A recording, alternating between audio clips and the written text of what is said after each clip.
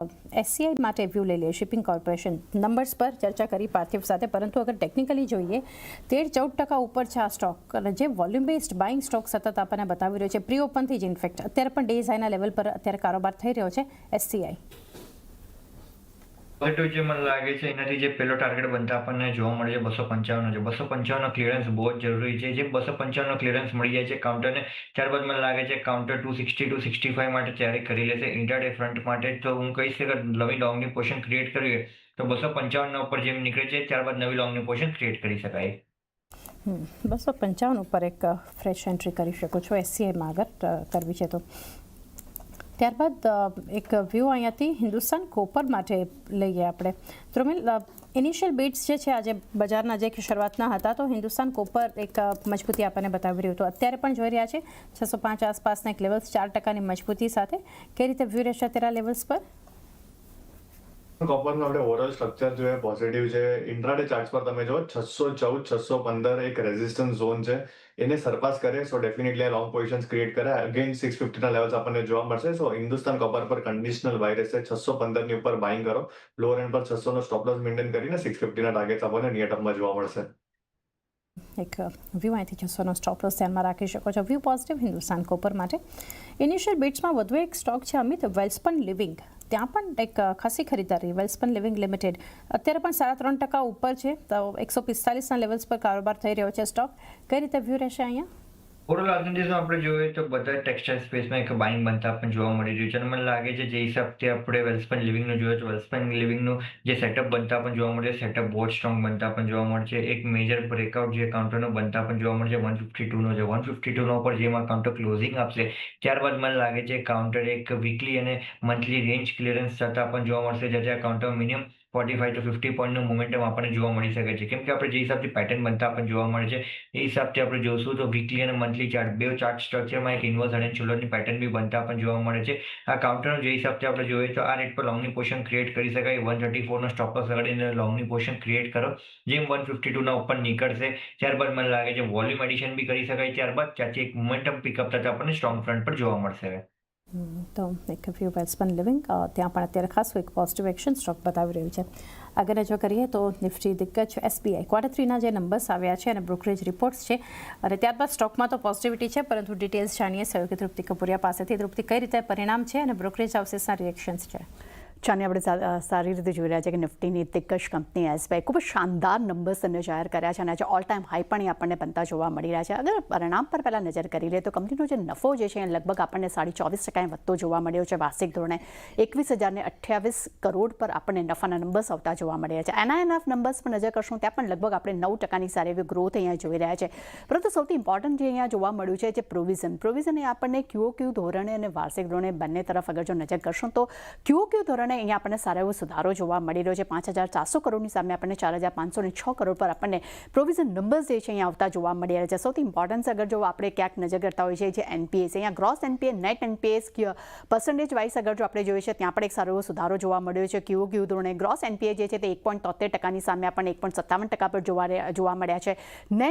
Net એનપીએની અગર જો વાત કરશું તો 0.42%ની સામે આપણને 0.39% પર આપણને QOQ ધોરણ નંબર્સ જોવા મળી રહ્યા છે. ગ્રોસ એનપીએ અગર ફિગર વાઇઝ જોઈએ છે તો એનપીએમાં ખાસ કરીને નેટ એનપીએ અને ગ્રોસ એનપીએ બંનેમાં જ આપણને QOQ ધોરણે સારો એવો સુધારો જોવા મળી રહ્યો છે.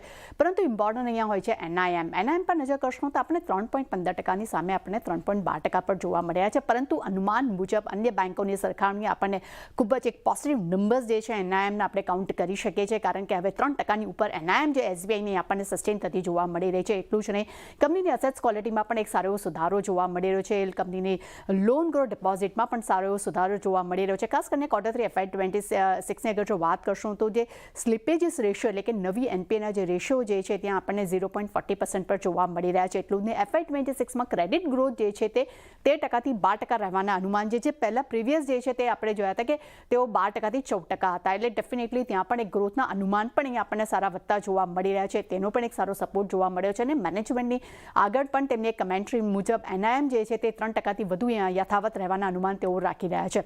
એટલે ડેફિનેટલી ખૂબ જ શાનદાર નંબર્સ જે આવ્યા છે તેનો તો એક સપોર્ટ જોવા મળી જ રહ્યો છે. સાથે સાથે બ્રોકરેજ રિપોર્ટ પર નજર કરશો. અહીંયા ખૂબ જ એક શાનદાર બ્રોકરેજ રિપોર્ટ જોવા મળી રહ્યા છે. નોમુરા તરફથી બાય રેટિંગ્સ છે, લક્ષ્યાંક તેમને 1235 કર્યા છે. CLSA તરફથી પણ અહીંયા આપણને આઉટ પરફોર્મ રેટિંગનો રિપોર્ટ જોવા મળી રહ્યો છે. તેના તરફથી અગર લક્ષ્યાંક પર નજર કરશો તો તેમને 1275 રૂપિયા પ્રતિ શેર કર્યા છે. સિટી તરફથી ખરીદારીની સલાહ છે.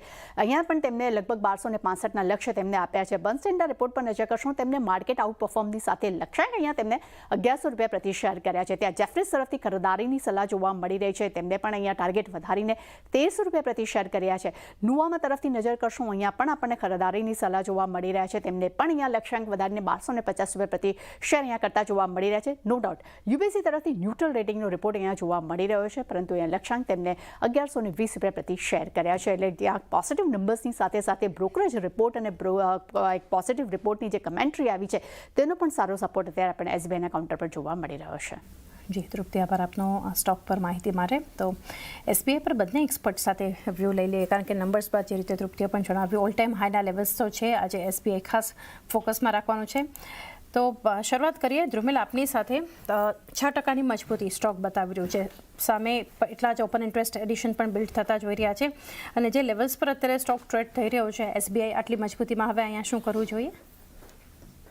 તો સ્ટેટ બેંક ઓફ ઇન્ડિયાની આપણે વાત કરીએ મંથલી ટાઈમ ફ્રેમથી પહેલા વાત કરીશ. સ્ટોકમાં માર્ચ 2025માં ટ્વીઝર બોટમ ફોર્મેશન બન્યું અને ત્યારબાદ નોન સ્ટોપ રેલી આપણને જોવા મળે છે. માર્ચ 2025 થી હજી લગીને આપણે જોઈએ 65% મોટા મોટી સ્ટોકે પોઝિટિવ રિટર્ન આપ્યું છે. ડેલી ટાઈમ ફ્રેમ પર હમણાં આપણે આવી જાય. So stock is into overbought territory. Options front પર થોડી વાત કરીશ. ઓપ્શન્સમાં તમે જુઓ 1100ની સ્ટ્રાઇક પર મેજર કામકાજ થયું છે. પુટ સાઇડ પર હાઈએસ્ટ એડિશન જોવા મળ્યું છે અને કોલ સાઇડ પર મેજર શોર્ટ કવરિંગ 1100ના લેવલ્સ પાસે જોવા મળ્યું છે. સો 1100 is the important support level stock માટે. બાય ડિપનો અપ્રોચ રાખવો જોઈએ. પ્રીવિયસ જે રેઝિસ્ટન્સ હતું 1075 નું હતું. સો સ્ટોક જો ઘટાડેમાં 1075 1070 પાસે આવે સો ત્યાં બાઇંગ કરાય. કરન્ટલી એક્ઝિસ્ટિંગ પોઝિશન જો શોર્ટ ટર્મ પ્લેયર્સે બાઇંગ કરી હોય સો પ્રોફિટ બુકિંગ કરવાની સલાહ રહેશે સ્ટેટ બેંક ઓફ ઇન્ડિયામાં. પ્રોફિટ બુકિંગ માટે એક વ્યૂ ધ્રુમિલ તરફથી તો બનતા જોઈ રહ્યા છે. અમિત, આપ કઈ રીતે જોઈ રહ્યા છો SBIને? જે હિસાબથી આપણે જોઈએ તો એનાથી હું એક જ વસ્તુ કહીશ કે સ્ટોપ લોસ 12 કરતા જવું જોઈએ. કરન્ટલી જે હિસાબથી મોમેન્ટમ ચાલુ છે કાઉન્ટરનો, એક સારા કન્સલ્ટેશન બાદ આપણને 2 અઠવાડિયાને એક બ્રેકઆઉટ આવતા આપણને જોવા મળ્યું છે. કાઉન્ટરમાં જે હિસાબથી ડાઉનસાઇડમાં સપોર્ટ બનતા આપણને જોવા મળે છે. 1075 નો એક ફિબોનાકીનો સપોર્ટ આવતા આપણને જોવા મળે છે. 1075 નો એક મેજર સપોર્ટ પ્લે કરતા આપણને જોવા મળશે.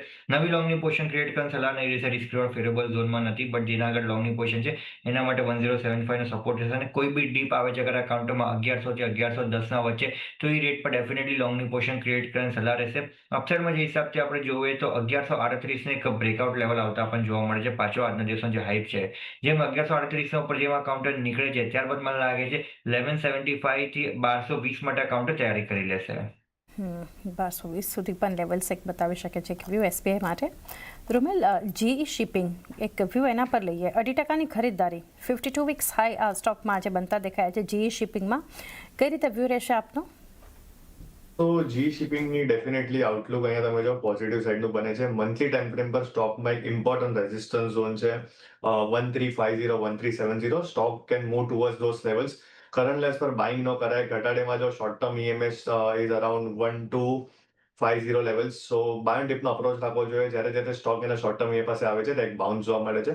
સો outlook is positive, but daily time frame પર as I said RSI is into overbought territory. So current levels પર લોંગ પોઝિશન્સ નો બનાવાય. બાય ડિપનો અપ્રોચ રાખાય એઝ લોંગ એઝ સ્ટોક 1200 ઉપર કારોબાર કરે છે. અપસાઇડ પર 1370 લેવલ્સ આપણને નિયર ટર્મમાં જોવા મળશે. 1370 નિયર ટર્મ લેવલ્સ પણ GE શિપિંગ આપણને બતાવી શકે છે. ભારત